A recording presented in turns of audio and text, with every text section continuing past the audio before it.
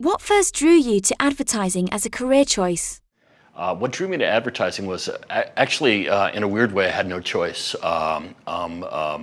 Third generation advertising guy. My father's brother, my uncle, who was 15 years older than he, was in advertising, believe it or not, in the 1940s in Philadelphia. My father kind of took the baton from him, was in advertising, and I grew up with it. And so I've been making a living in the business since 1984. It's a long time. It's 30 years. Do you still remember any commercials from your childhood? So I remember a lot of commercials. Growing up in an advertising household, as we did, TV was more of a social event in those days. It wasn't a TV in every room. Like the family would gather to watch television.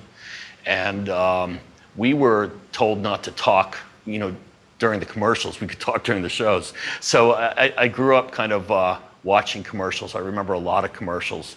I bet you most people of my generation would remember a lot of, and I feel kind of guilty saying this because they're usually decried as not very creative, but you remember a lot of jingles. What do you think makes jingles memorable? Among purists in the field, jingles are, laughed at, scoffed at, but God, you remember them. What do they call them? Earworms. They get in your head and you can't get them out sometimes. And you add that to, almost everyday exposure, 6 times a day. It's going to get in there. I can do, I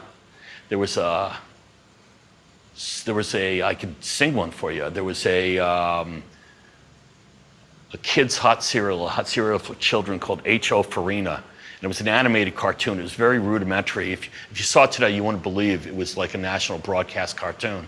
And it was a little story of Willie and Wilhelmina. And Willie trips on a rock. And he goes, "Every day I trip over that rock, Wilhelmina." And she says, "Move it, Willie." And he says, "Can't, too big." And I bet you I'm getting this word for word, if you could find it.